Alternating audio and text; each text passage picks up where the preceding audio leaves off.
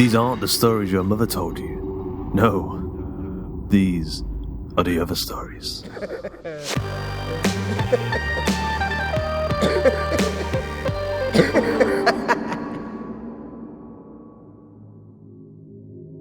We've just launched our Patreon exclusive Discord server.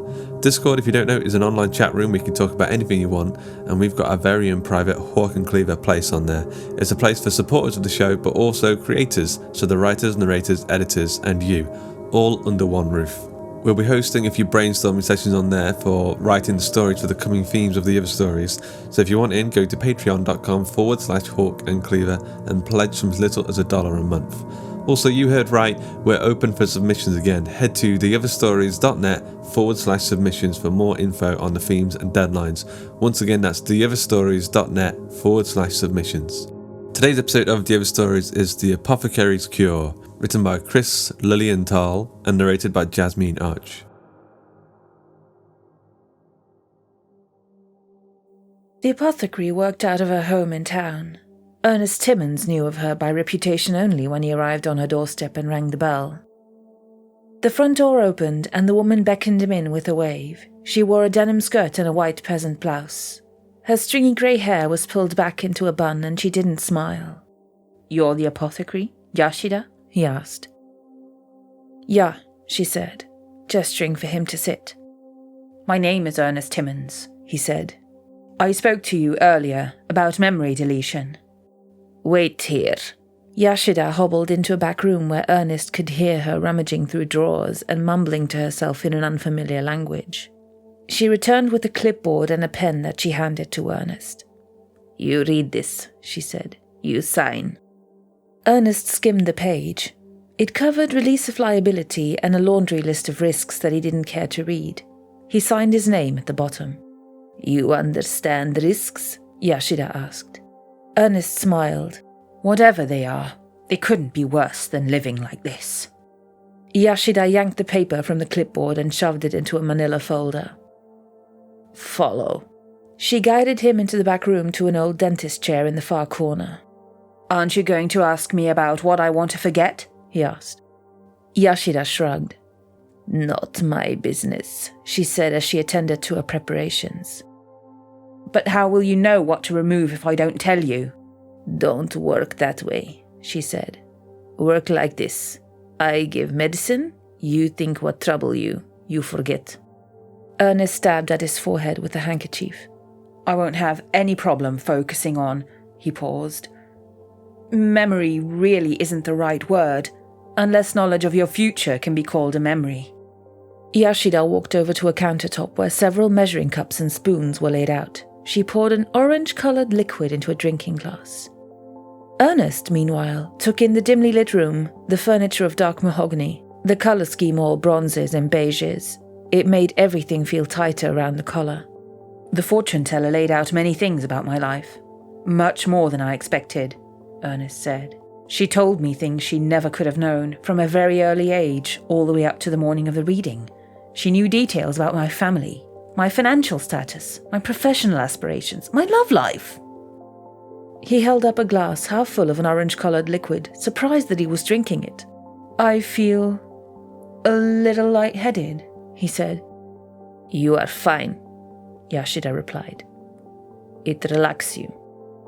After a moment, Ernest continued his story, slurring his words somewhat, as if his tongue was suddenly too large for his mouth. "The fortune teller asked me for something personal, something that's been with me a long time. I gave her my class ring." He slipped it off his finger and held it up to catch the light. "I wear it always. The moment she touched it, her expression changed. She looked sick. I asked her what was wrong. She put the ring down on the table in a panic sort of way."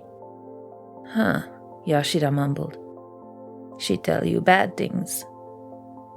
"Horrifying." "She say you die?"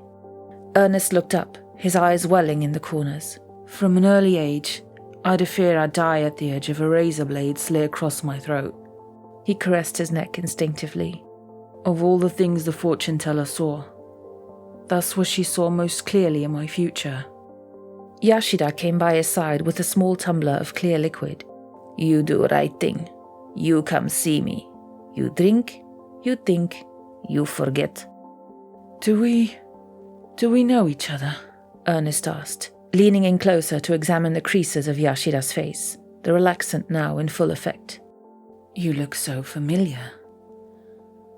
Drink, think, forget. Yes, Ernest said, gripping the tumbler with both hands like a child. Drink, think, forget.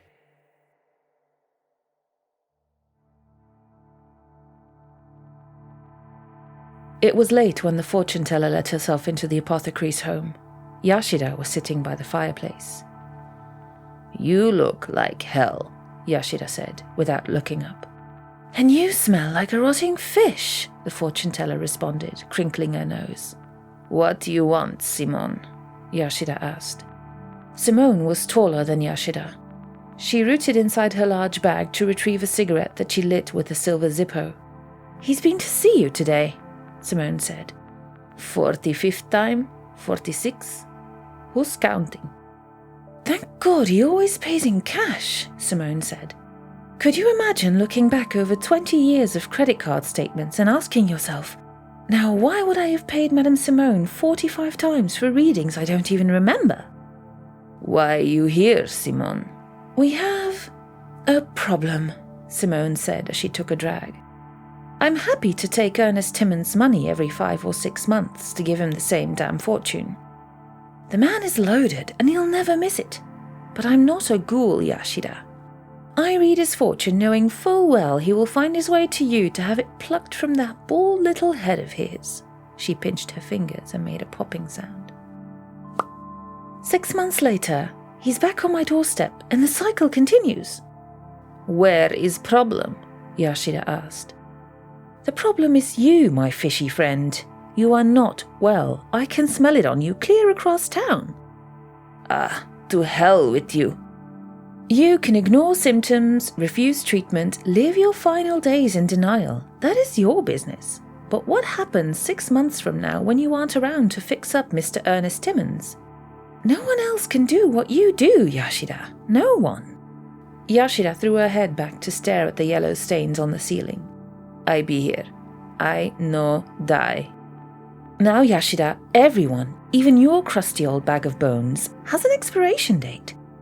If I go, you tell him good future. Easy. Simone shook her head. No, Yashida, it doesn't work that way. When a client sits down for a reading, I have to speak it. That's how the gift works. Then, no fortune. Send him away. So he can go seek out some other hapless seer. How is that better? That's like throwing your hands up and walking away. What you want? Yashida asked. You want I no die? Then I no die. No, dear. You need to make sure Mr. Timmons forgets, once and for all. Yashida recoiled at the suggestion, her shock quickly giving way to anger. You goat! I do no such thing! You do, Yashida, Simone said, pitching the spent cigarette into the fireplace. Remember who's the fortune teller here? Yashida's eyes widened. You wrong. I wish I were, Simone said. You tell him this? Yashida asked. Simone tilted her head to the right. Not in so many words. What do you mean? I told him he will die at the edge of a razor wielded by a dying woman. That's all I have to divulge. It's all that he needs for his fortune. Why tell me? Yashida asked. I don't know. Sometimes fate needs a little nudge. Yashida sat silently for a long time while Simone lit another cigarette. After several minutes, Yashida said quietly, I understand. Good, Simone said. I'm glad we had this conversation. As she pulled the door closed behind her, Simone saw Yashida, with a trembling hand, bless herself by the light of the fire.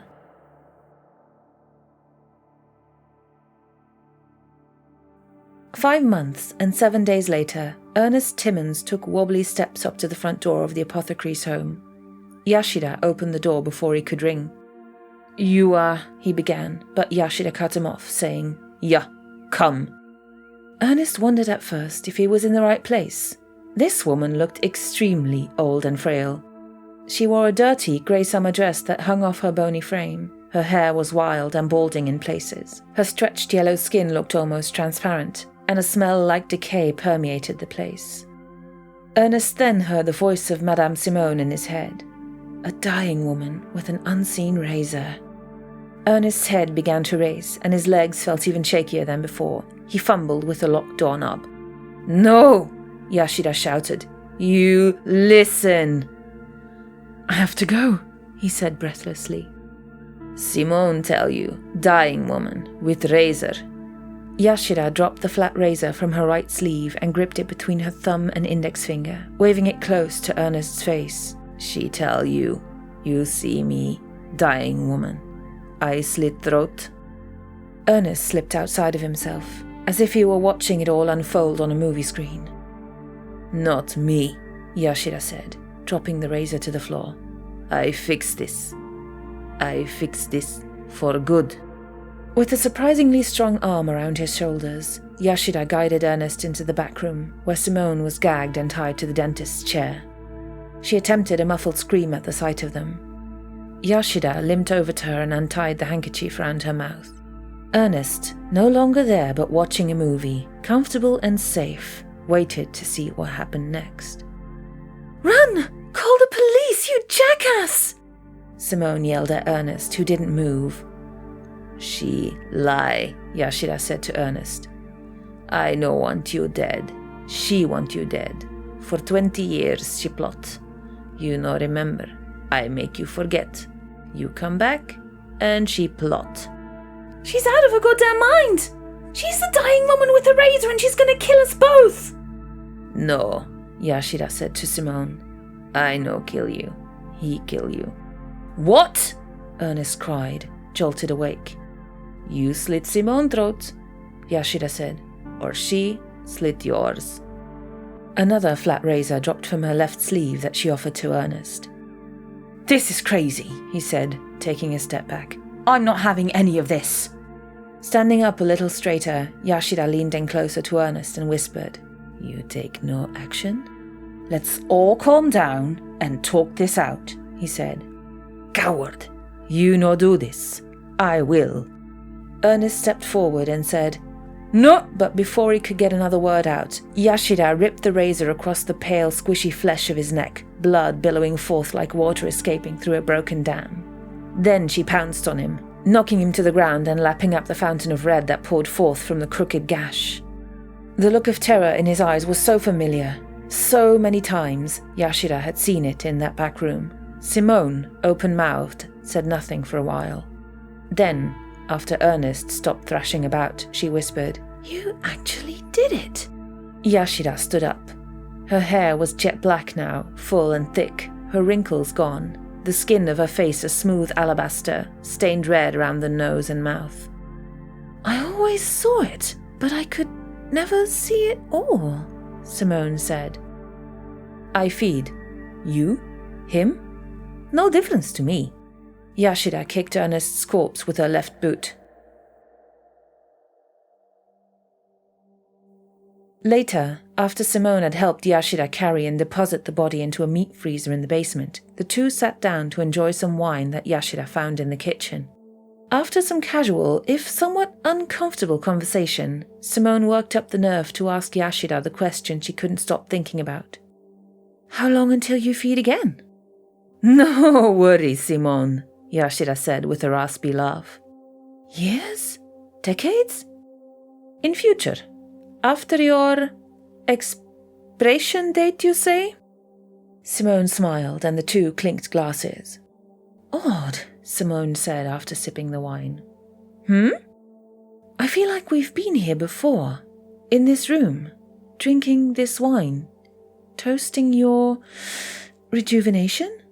Simone slowly raised her glass to eye level and noticed a bright orange tint to the Chardonnay. "Why do I feel so lightheaded?" she asked. "You are fine," Yashida said. "It relaxes you." Yashida took the glass from Simone's hand and replaced it with a tumbler of clear liquid. "I call it Apothecarys Cure," she said with a smile. "It make you feel good, every time."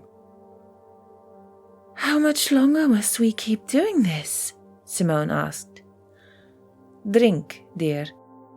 "I don't want to do this with you anymore," she said, her words running together. "Drink, think, forget," Yashida said. Simone closed her eyes. She could see all her past lives, spanning the centuries and the 7 continents, laid plain before her. All the different versions of herself born and died and born again. Yashida was there, life after life, always the same, always renewed, always Yashida, threading her one life to Simone's many. Simone wanted nothing more than to strip the seam, to free herself of the death and carnage that perpetuated Yashida through the ages. "I don't want this anymore," Simone grunted through the pain. "Drink now, dear," Yashida said soothingly. "Forget yesterday. Live tomorrow, next day. Together, you and I. Always."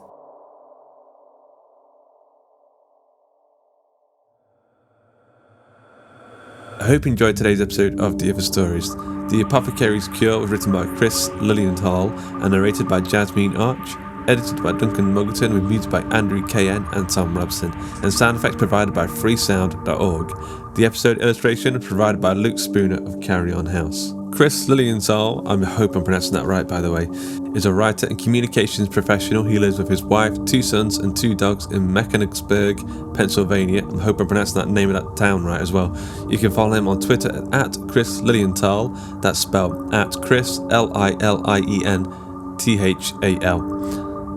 Jasmine Arch is a writer, poet, narrator, podcaster, and all-round chaos for brains. She lives in a nook of Belgian countryside with 2 horses, 4 dogs, and a husband who knows better than to distract her when she's writing. Her work has appeared or is forthcoming in The Other Stories, newmyths.com, and Hybrid Fiction, among others. You can find out more about her work at jasminearch.com. If you enjoyed today's show, head over to patreon.com/Hawk and Cleaver. You can join our book club and movie club and chat about the podcast over at facebook.com/groups/Hawk and Cleaver. T-shirts and mugs and posters are available at gumroad.com/Hawk and Cleaver. The Other Stories is a production of the Story Studio Hawk and Cleaver and is brought to you with a Creative Commons Attribution Non-Commercial No Derivatives license. That means don't change it, don't sell it, but by all means share the hell out of it. So, until next time.